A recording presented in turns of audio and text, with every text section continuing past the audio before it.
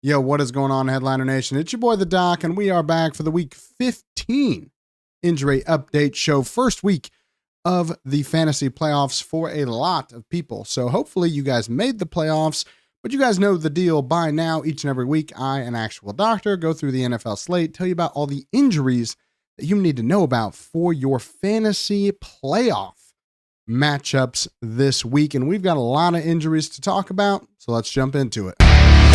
As you guys know, we did have a Thursday night matchup, a pretty disappointing matchup for the Rams and 49ers. Hopefully you guys didn't have a ton of guys from that game because just not a lot of scoring to go around. No actual touchdowns in that game, which was a huge disappointment, but we're not going to spend a lot of time on players from those teams because that game's already been played. Now, we did have a few players that were placed on IR this week. Again, players placed on IR at this point in the season are basically done for the year. You can pretty safely drop them from your fantasy teams to try to pick up somebody that might be able to contribute at some point during the fantasy playoffs. Jonathan Brooks, probably the biggest injury of last week, re-tearing his ACL tear from last season in college. Same injury, same knee, almost exactly a year apart, 13 months apart. Really, really bad situation for Jonathan Brooks. Hopefully he is able to return at some point next year, but I would not be surprised if the team opted to give him an entire year off, given they did have him play this season and he retore his ACL. Huge disappointment for him and for anybody that has him in a dynasty league.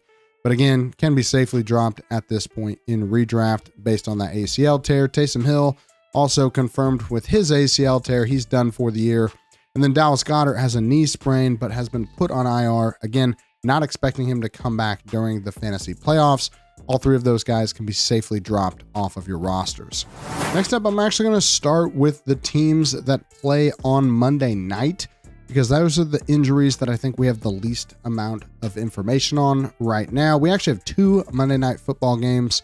First up, Bears at the Vikings, and then Falcons at the Raiders. Now, they have a ton of injuries in these two games, so I'm going to try to go through them all quickly. First up, running back Alexander Mattison has an ankle sprain. He got a full practice in on Thursday. He's on track to play this week, but I do expect that Sincere McCormick is going to continue to get opportunities. He's been their most efficient running back so far this season, averaging over 5 yards a carry. So even with Mattison back, I think Sincere McCormick should continue to get quite a bit of run in that offense. Wide receiver Jacoby Myers has an ankle injury. Couldn't really find anything on this to indicate that it's a new issue. He's still getting limited work due to the ankle injury that he's had earlier this season. He's been playing through it. He's had over 10 targets in 4 of his last 5 games. I'd expect that to continue this week. Not too worried about Jacoby Myers. Quarterback Aiden O'Connell dealing with a bone bruise in the knee. This actually looked a lot worse than it ended up being. They air casted him and carted him off the field. Usually that's a sign of a pretty major knee injury, but he avoided that, just has a bone bruise. He does have an extra day to get ready because they play on Monday night, but I'm not really trusting him at all to be ready from a fantasy perspective. Find a different quarterback if you were planning on starting Aiden O'Connell. Also, how did you make the playoffs starting Aiden O'Connell? I would love to know. Wide receiver Darnell Mooney has a foot injury. This is more of just a PSA that he's on the report. Couldn't find anything to indicate this is a major issue or there's any serious danger of missing this game, but just know he did show up on the injury report with a foot issue, and he did not have that before this week. Running back Aaron Jones has a back injury. He was limited this week as well. Mostly another PSA with Jones. I'm not too worried about it. He's coming off another strong showing last week where he scored a touchdown. Still very involved in the Vikings offense that is putting up a ton of points right now. So again, not too worried about Aaron Jones, but one running back I am worried about on Monday night is DeAndre Swift. He has a groin injury. He's been largely ineffective over the last 3 weeks since he picked up a quad injury. So different issues here in back-to-back weeks. Now with this groin injury though, I am worried that this is something that could cause him to miss time. And if you're planning on starting him, you absolutely need to have a backup ready for DeAndre Swift. I'd strongly consider pulling him out of my lineups if you haven't already, or if you have an option that is better, if you've got more depth at the running back position, don't be afraid to sit DeAndre Swift this week. Very risky start with him picking up a new injury and playing on Monday night. Next up, we're going straight to the quarterbacks, and the first guy we need to talk about is Justin Herbert, dealing with an ankle sprain and a thigh contusion. While technically he has 2 injuries, it's really the ankle that we're worried about. I think that's the one that's going to affect him the most. He has started to develop a little bit of a history of picking up these ankle injuries. I have noticed watching him play this year, the guy does not like to avoid hits. He doesn't run out of bounds that often. I have to wonder if the team will start pressing him to be a little bit more careful with the hits that he takes and the amount of times he just lets guys get a hold of his foot or ankle and twist him up. We've seen this a few times now already in his career. I do think that some of his play style and his effort trying to get more yards does put him at a little bit more risk than other quarterbacks for these types of injuries.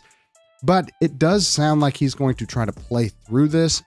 It affects his rushing upside more than his passing upside, and he does say that he plans on playing, but I would not be surprised if this decision is one that comes down to the wire.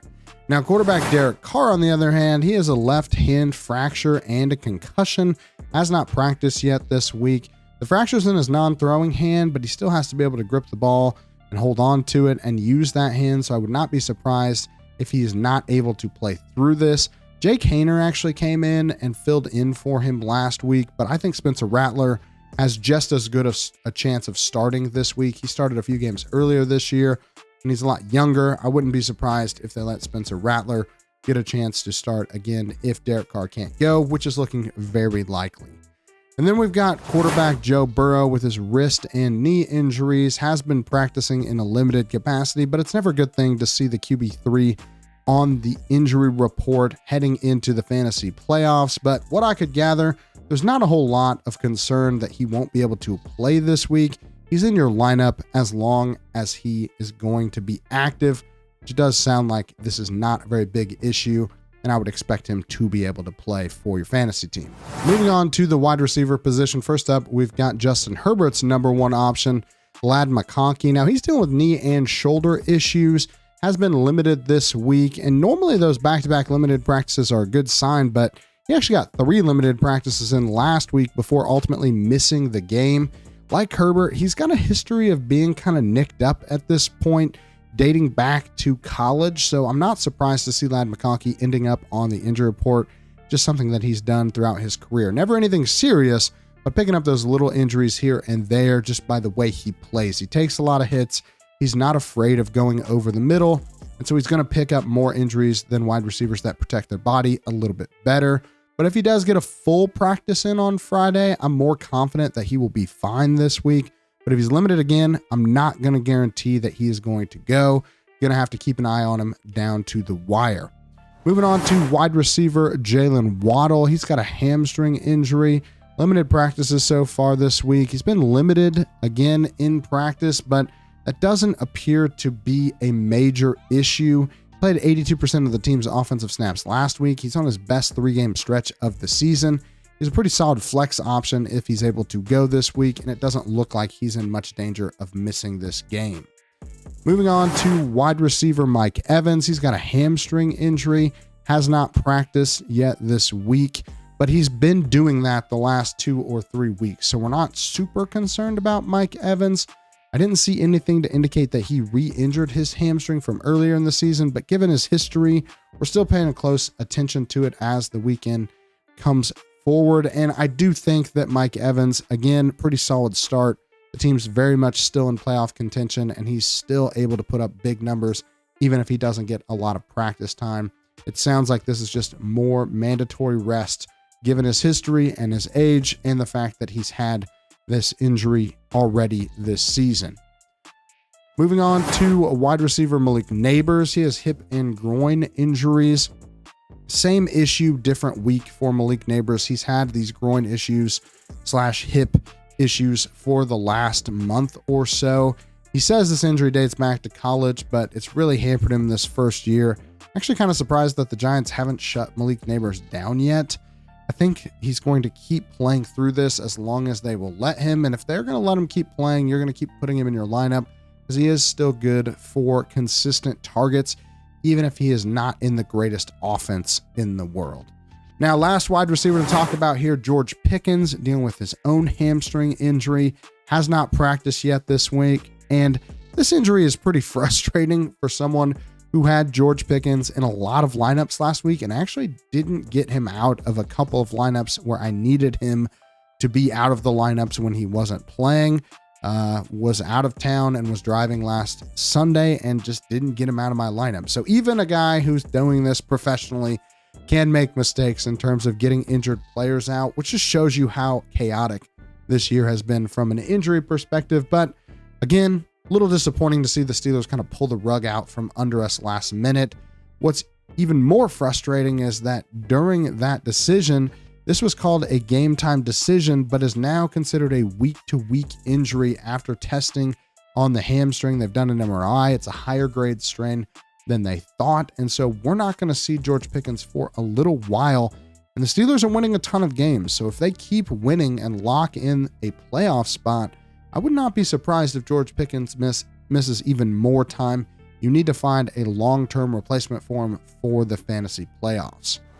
Shifting gears here to the running backs. And first up, we got running back Kenneth Walker III, dealing with a calf strain, has not practiced yet this week. He had more tests done on his calf, which isn't usually a good sign that things are going well in his recovery. Zach Charbonnet will look to continue to build off probably the best game of his career so far after last week's big performance. Walker is someone I'm actively looking to trade for in dynasty leagues if he's on a team that's trying to win in the playoffs and I'm a team that's already been booted out and your league allows that type of thing.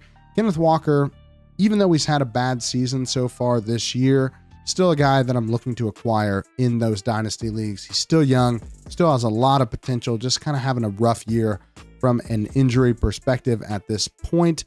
And again, even though he doesn't look like he's going to be able to play this week, it's still somebody that you're not dropping off of your fantasy team just yet, because it does sound like if he misses this week, it's not a multiple week injury. It's not something that should keep him out the entire fantasy playoffs. So you're still holding on to him if you've got him and you're in the playoffs. Now, as for Alvin Kamara, he's got an illness, and so he has not been practicing yet this week. And technically, an illness isn't an injury, but it's worth knowing that he has not practiced yet this week. If you're planning on starting Alvin Kamara in fantasy, make sure you're checking out his practice report on Friday when this video drops to see if he is practicing yet, see if he is recovering from this illness. Illness can be tricky because you don't really know what the guy's dealing with. If it's something major like the flu, he could be considerably hampered in his return, especially if he's losing a lot of weight. We see that every so often, especially this time of year, where a guy gets the flu or the stomach flu and ends up missing considerable amounts of time during the week. And then they come back and yeah, they play, but they're 10 pounds lighter than they used to be. And they just don't have the energy or the juice that they would normally play with. And you don't want to risk that for a fantasy playoff matchup, especially with a guy like Alvin Kamara that can be kind of hit or miss either way. Again, illness, not usually something that makes a player miss, but it is something that we're paying attention to when it comes to making decisions. If you're picking between two players, know that Alvin Kamara is sick this week. Heading over to running back Tony Pollard, and an ankle injury, has not practiced yet this week, but was the only offensive player for the Titans to have a decent week last week. Rushed for over 100 yards. Couldn't really find any evidence of a new injury, so it's most likely something that is just expected to be rest for Tony Pollard. He's had an ankle injury already this year. I'm not too concerned about this one. Let's talk about running back Bucky Irving for the Bucks. Now, he has hip and back issues, has not practiced yet this week. And the problem with a back injury is that you never really know when they're going to get irritated again. It was just as likely that he played all week last week as what ended up happening, which is his back got irritated in the first quarter, and he ultimately didn't really do much for your fantasy team. I'm really sorry if you started Bucky Irving last week and that happened to you. There's just no way for me to know when these guys are going to get irritated, when the back will spasm again. And it's hard because you're playing with a very risky situation where there's just as good a chance that he's perfectly healthy the whole game as he can't make it through the first quarter. So sadly, we saw the bad end of that last week. I would not be surprised if they shut down Bucky Irving for this game. given the setback in his back injury last week. While it's not ideal for anybody that's been riding high with Bucky Irving, it does bring new life into Rachaad White's fantasy role. He is becoming more valuable by the week if Bucky Irving can't play. So if Bucky Irving is ruled out early in the weekend, make sure that you're throwing Rachaad White into your lineups. And then finally, last running back that we need to talk about, maybe the biggest fantasy implication running back, that's Breece Hall with a knee injury. Back-to-back DNPs to start the week. The Jets can't make the playoffs at this point, and their star running back is tweaked his knee that he's already had surgically repaired once. I'm not saying that they will, but this is a situation where I would not be surprised if they absolutely shut him down for the rest of the season. Really disappointing year for anybody that drafted Breece Hall as their number one running back. Probably had to take him as the first or second running back off the board this year. Just not a good season if you did that, because the Jets were a total mess, which I think maybe, possibly, we could have predicted. And finally, let's talk about the tight ends. First up, we got Trey McBride. Now, I couldn't find any evidence of a knee injury, but he has been limited so far this week in practice. We know that teams are being exceptionally deceptive on the injury reports, so this could be just soreness, or it could be something more serious. He's playing out of his mind right now, even though he can't find the end zone, which would really be nice for fantasy, but I digress. Either way, Trey McBride, not overly concerned with this injury heading into the weekend, but just keep an eye on it because he is limited in practice. Tight end Will Dissly has a shoulder injury as well, also isn't practicing. And on tape, this looked like an AC sprain to me. The team's already said they don't plan on having Will Dissly this week. Stone Smart is his backup if that's something you're into, but don't expect Will Dissly to play much over the next couple weeks. And then finally, tight end David Njoku has a hamstring injury, has not practiced yet this week. And just like Will Dissly, the team's already said they don't expect David Njoku to play this week. Make sure you get him out of your lineups if you haven't already. All right, guys, that's it for this week's injury show. Hopefully you guys enjoyed it. Leave a comment down below if there's anybody you have a question about, or if there's anybody I missed. Make sure you like the video, subscribe to the channel. It helps us out a ton. And if you want access to our exclusive Headliner Nation Discord, hit that little join button down below. We don't let any jerks in there, and it's a great way to get a hold of anyone from the Fantasy Headliners team. You also get my Sunday morning injury updates. It's just really a great community to be a part of, and I think that you guys would really enjoy it. And of course, we want to thank our friends over at Underdog. Use code Headliners when you sign up. Get up to $1,000 of bonus cash on your first deposit. If your fantasy season is over, it doesn't have to be. Use the Underdog app and win some money in the fantasy playoffs, even if you've already been eliminated. Again, using the code Headliners when you sign up. But that's all I got for you guys this week. Hope you enjoyed the week. Good luck in your fantasy playoff matchups. When we come back next week, I want to hear about all of those first round wins. Or if you have a bye, let me know in the comments down below. Love to see you guys celebrating with us over at the Fantasy Headliners. That's all I got for you this week. We'll see you next time. Analytics off the chain, all the channels not the same. Jake and Kyle, you know the name. Headliner Nation, we running the game.